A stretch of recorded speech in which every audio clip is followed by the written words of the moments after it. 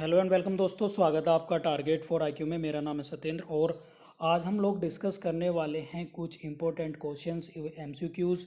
और ये test series चल रही है हमारी बिहार एपीओ और बिहार सिविल जज के लिए, बहुत ही ज़्यादा इंपॉर्टेंट है। इवन ये जो क्वेश्चन है ये एवरग्रीन क्वेश्चन है सभी एग्ज़ाम के लिए, लेकिन मैंने रिसर्च किया है और जो प्रीवियस ईयर में आए हुए हैं उन्हीं के भी आप पर, तो आप लोग प्लीज़ अटेम्प्ट करिएगा। और जो इंग्लिश मीडियम के स्टूडेंट्स हैं प्लीज़ वो भी ध्यान से सुन लें, जो डिफ़िकल्ट वर्ड्स होंगे मैं आप लोगों को इसमें बताता रहूँगा। ठीक है, वीडियो प्लीज़ आपको अच्छी लगे तो लाइक ज़रूर करें, साथ में कमेंट्स करके ज़रूर बताएं। कुछ क्वेश्चंस मैं आप लोगों से पूछता हूँ तो प्लीज़ उसका रिप्लाई ज़रूर कर दिया करें, मोटिवेशन मिलता है।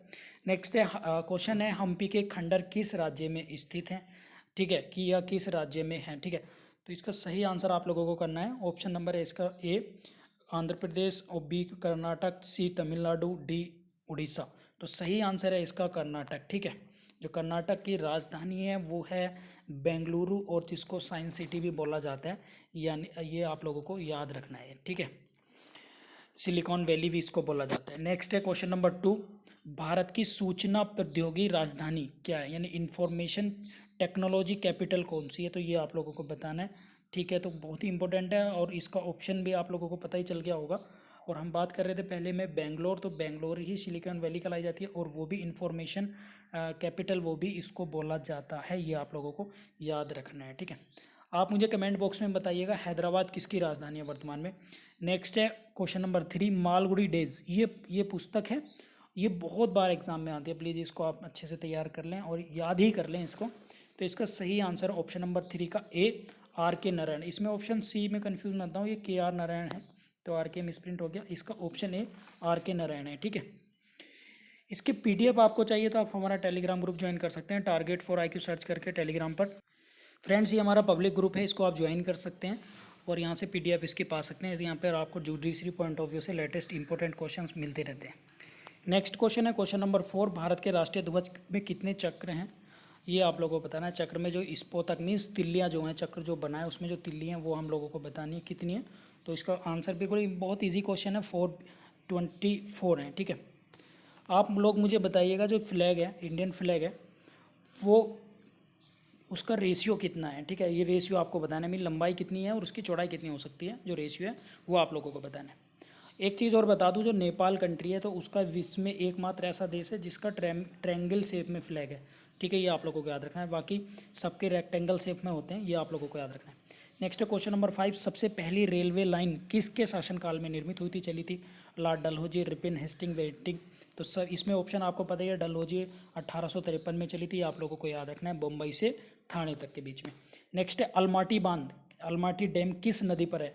तो ये क्वेश्चन भी बहुत आता है, तो इसका सही आंसर आपको करना है गोदावरी, कावेरी, कृष्णा, महानदी। तो सही आंसर है कृष्णा नदी पर। ठीक है, नेक्स्ट है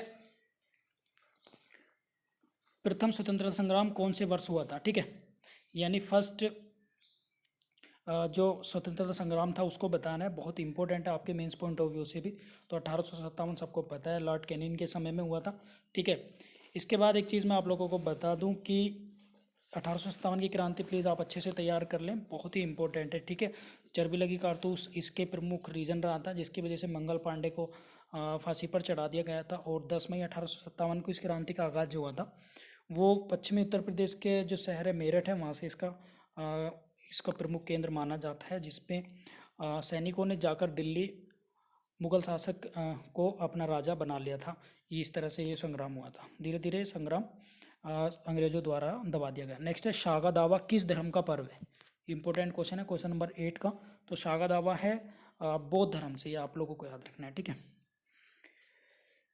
जो भी इस्लाम धर्म से रिलेटेड लोग हैं, जानकारी रखते हैं, तो उनसे मेरी रिक्वेस्ट है कि प्लीज़ आप लोग ये बताइएगा जो मोहम्मद शाह थे उनका जन्म कब और कहाँ पर हुआ था। ठीक है, नेक्स्ट है लूनी नदी किस में गिरती है? मीन्स गंगा के मुहाने में, मीन्स जहाँ पर सुंदरबन डेल्टा बनता है, या केरल का समुद्र तट पर गिरती है, या कच्छ के रण में गुजरात में, या गोदावरी की नदी जो मुहाना है वहाँ पर? तो इसका सही आंसर है कच्छ के रण, गुजरात के तट पर ये गिरती है।